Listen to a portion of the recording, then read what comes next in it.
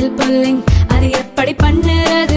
காலையில் எழுந்ததும் எதுவும் சாப்பிடாமல் இதயம் வளத்தை வாயில ஊத்தி நல்லா கொப்பளிக்கணும், அப்புறம் அதை துப்பிடணும். இதுதான் ஆயில் புல்லிங்.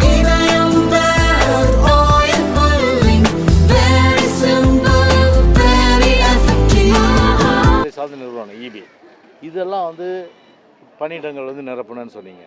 அதே போல் போக்குவரத்து தொழிலாளர்கள் அதுலேயும் காலி வேக்கன்சி நிறைய, அதையும் ஃபில்லப் பண்ணல. அதுக்கப்புறம் எல்லா கார்பரேஷன்ஸ்லேயும் அந்த மாதிரி வேக்கன்சிஸ் இருக்குது, காலி பண்ணி அதை நிரப்புவதற்கு எந்த நடவடிக்கை இல்லை. அது மட்டும் இல்லாமல் பார்த்தா டீச்சர்ஸ் வந்து அவங்களும் பார்த்தினா பள்ளிக்கூடம் நிரப்புறதில்லை. இப்போ இன்றைக்கி டீச்சர்ஸு ஜாக்டோ ஜியோ இன்றைக்கி இறங்கி வீதியில் போராடிட்டுருக்காங்க. அவங்க தேர்தல் காலத்தில் என்ன சொன்னீங்க நீங்கள்? நாங்கள் ஆட்சிக்கு வந்தால் கான்ட்ரிபியூட்டரி பென்ஷன் ஸ்கீம்லேருந்து ஓல்டு பென்ஷன் ஸ்கீமாக நாங்கள் மாற்றிடுவோம், உடனே செஞ்சுருவோம். நாங்கள் பாவம் 4 வருஷம் போராட்டி இருக்காங்க. இந்த ஆசிரியர்களுடைய அந்த கோரிக்கை இந்த செவிடங்காதில் ஊதின சங்கு மாதிரி கேட்கவும் மாட்டேங்குது. அரசு ஊழியர்களுடைய கோரிக்கை செவிடங்காதில் ஊதின சங்கு மாதிரி கேட்குது. மொத்தத்தில் இது பார்த்திங்கன்னா இந்த அரசாங்கமே ஒரு செவிட்டு அரசாங்கம். இதை விட பார்த்தீங்கன்னா இது ஒரு ஸ்டாலின் பாணியில் சொல்லப்போனால் எவ்வளோதான் மக்கள் வந்து உங்களை திட்டுவாங்க சொல்லுங்கள்? மானம் இருக்கா? மக்கள் திட்டுறது காதில் கேட்குது. அரசாங்கத்துக்கு மானம் இருக்கா, சூடு இருக்கா, சொர்ணம் இருக்கா அப்படின்னு மக்கள் கேட்குறாங்க. இன்றைக்கி ஒரு மூதாட்டி எவ்வளோ வெறுப்பு இந்த அரசாங்கத்து மேலே இருந்தால், இந்த ஸ்டாலின் மாடல் அரசாங்கம் மேலே ஸ்டாலினை போட்டு மண்ணை தூவி விட்டு அதுக்கப்புறம் கல்லெல்லாம் தூக்கி அடிக்குது. அது வயசான பாட்டியம்மா. அந்த பாட்டியம்மாவை வந்து தேடுறதுக்கு ஒரு பெரிய டீம், போலீஸ் டீம் அனுப்புது. எப்படிப்பட்ட ஒரு கேவலமான ஒரு அரசு தமிழ்நாட்டில்! என்ன ஒரு ஜனநாயகவாதியாக இருந்தால் அது நம்ம கற்றுக்கணும். ஏன் அந்த அம்மா வந்து நம்மளை வந்து இப்படி பண்ணுது? அப்போ எங்கே நம்ம வந்து குறை இருக்குது அதை கண்டுபிடிச்சி அதை நிவர்த்தி செய்த அரசாங்கத்துடைய பொறுப்பு. மாறா இவங்க மேலே மண்ணை தூக்கி போட்டால், கல் தூக்கி அடித்தா, அதை போஸ்டரை தான் அடித்தாங்க. அவங்கள பிடிக்கிறதுக்கு ஸ்பெஷல் டீம் அது. இந்த மாதிரி வந்து மக்களுடைய மனநிலை எப்படி இருக்குது? அரசு துறையில் பார்த்தீங்கன்னா 1 லட்சம் பணியிடங்கள் காலி இருக்குது, இப்போ 3 லட்சம் பணியிடங்கள் காலி இருக்குது. பப்ளிக் சர்வீஸ் கமிஷனுக்கு ஆல்ஃபர் பண்ணுறாங்க. பண்ணும்போது என்ன பண்ணுறாங்கன்னா 10,000 15,000 இப்படி தான். யானை பசிக்கு சோளப்பொரின்ற மாதிரி. ஏன் மொத்தம் தேர்தல் வாக்குறுதிப்படி 3 லட்சம் பணியிடங்களை வந்து நாங்கள் வந்து நிரப்பிட்டோன்னு சொல்ல முடியுமா உங்களால்? அதை சொல்ல முடியாத. இதுவரையில் எவ்வளோ பேருக்கு நீங்கள் வந்து அரசு பணியிடங்கள் கொடுத்துருக்கீங்க? எவ்வளோ வந்து அரசு துறை சார்ந்த நிறுவனங்களில் நீங்கள் வேலை வாய்ப்பு கொடுத்துருக்கீங்க? அந்த புள்ளிவிவரத்தை கொடுங்க. அது உங்களால் கொடுக்க முடியாது. இன்றைக்கி அப்படிப்பட்ட வந்து இன்றைக்கி வந்து ஒட்டுமொத்தமாக இளைஞர்கள் வந்து ஒரு வேலை வாய்ப்பகத்தில் பதிவு செய்து காத்து கொண்டு இருந்து அவர்கள் இன்றைக்கி ஏமாற்றம் அடைந்து தான் இன்றைக்கி வந்து தமிழ்நாட்டில் இன்றைக்கி அந்த நிலைமை. இன்றைக்கி அதிமுக 11 முறை தேர்தலில் தோல்வி பெற்றதுக்கு சும்மா அதே பேசினுக்கிறேன் சார். ஆமாம்பா, ஏன்பா அதாவது ஒரு விஷயம் தெரிஞ்சுக்க தம்பி, நாணயத்துடைய இரு பக்கம் எது தேர்தல்ன்றது வெற்றி தோல்வி. ஏன் 96ல் வந்து டிஎம்கே எத்தனை சீட் எடுத்தது? 2 சீட் எடுத்தது. அப்புறம் வந்து சாரி 91ல் 96 ஆட்சிக்கு வந்துல ஆர்கேனில் டிஎம்கே டெபாசிட் போச்சு. மறுபடியும் எலெக்ஷன் நின்னாங்கல்ல. அதுக்கப்புறம் வந்து இது 2001ல் தோற்றாங்க, 2006ல் 2011ல் தோற்றாங்க, 2016ல் தோற்றாங்க. புரட்சி தலைவர் காலத்தில் 11 வருஷம் வனவாசத்துக்கு அனுப்பிச்சி விட்டாரு. 77ல் வரல, 80ல் வரல, 84ல். இதெல்லாம் ஏன் பேச மாட்டேன்றீங்க நீங்கள்? அப்போ தொடர் தோல்வி திமுகன்னு சொல்லலாம்ல. தொடர் தோல்வி திமுக ஒரு பிம்பத்தை ஏற்படுத்துது. அண்ணா திமுகலாம் ஒரு தொடர் கிடையாது. 2026 தேர்தல் பாருங்கள், ஒரு மகத்தான வெற்றி நிச்சயமாக நாங்கள் பெற்று மீண்டும் அம்மாவுடைய அரசு கோச்சாவோட தலைமையில் நிச்சயமாக அமையும். புரியுதுங்களா? அப்படி இருக்குது. ஏன்னா இது வந்து நீங்கள் ஒரு விஷயம் தெரிஞ்சுக்கினீங்க. இப்போ ஓபிஎஸ் பற்றி சொல்கிறீங்க நீங்கள். ஓபிஎஸ் வந்து கட்சிக்கு செஞ்ச துரோகங்கள், அந்த அண்ணா திமுக இதே மாளிகை, அந்த தூண் கூட இன்றைக்கி கிட்டத்தட்ட ஓபிஎஸ் துரோகின்னு அந்த தூண் கூட கத்திட்டு இருக்கு இன்றைக்கி. அதான் இதே மாளிகையில் உள்ள தூண், தலைவர் உருவாக்கி அந்த தூண், அது கூட வாய் இருந்ததுன்னா சொல்லும் ஓபிஎஸ்ஸே நீ ஒரு மாபெரும் துரோகின்னு. அப்படி கட்சி ஆஃபீஸை ரவுடிங்களோடு சென்று லூட் அடிச்சது, டாக்குமெண்ட்ஸ் எடுத்துன்னு போனது, கருணாநிதியை வந்து சட்டசபையில் புகழ் பாடினது, அவங்க மகன் புகழ் பாடினது, அதுக்கப்புறம் வந்து பார்த்திங்கன்னா வந்து வாய் திறந்து இந்த ஆட்சியை பற்றி எதுவும் சொல்லாதது, இப்படியெல்லாம் வந்து ஒரு திமுகவுடைய ஒரு என்ன சொல்லணும்னா வந்து என்ன ஆர்மியில் என்ன இருப்பாங்க, ஸ்லீப்பர்ஸ் ஸ்லீப்பர் செல் டக்குன்னு ஆர்மியில் வந்து ஸ்லீப்பர் செல் மாதிரி இப்போ வந்து பார்த்தீங்கன்னா அவர் திமுகவில் வந்து பார்த்தீங்கன்னா அவர் வந்து ஸ்லீப்பர் செல்லாக இருந்துட்டு தான் அங்கே வந்து எல்லா வேலையும் பார்த்துட்டு இருக்கார். திமுக வளர்க்கணுன்ற அடிப்படையில் தான் அவருடைய எண்ணமே இருக்குது.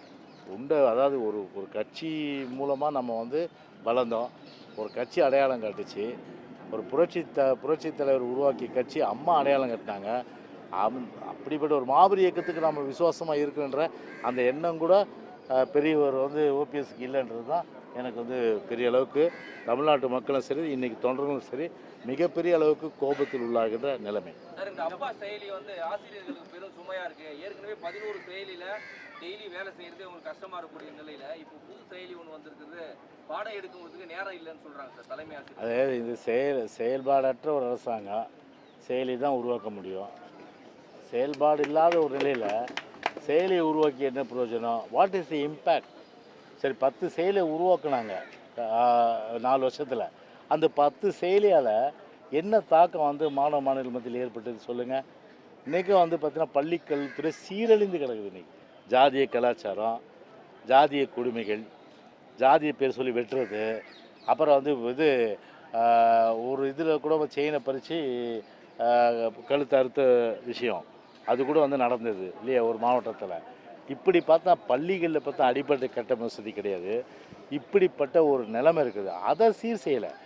சும்மா வந்து இவங்களே என்ன சொல்கிறாங்க, நீ அப்பா நான் அண்ணன், அவர் வேலு ஒருத்தருக்காரு, இனிமேல் அப்பாலாம் கூப்பிடாதீங்க ஸ்டாலினை, தாய் மாமன் கூப்பிடுங்க. அவர் இன்னொருத்தர் சொல்லுவார், இனிமேல் தாய் மாமன் கூடாதீங்க மச்சானு கூப்பிடுங்கன்னு.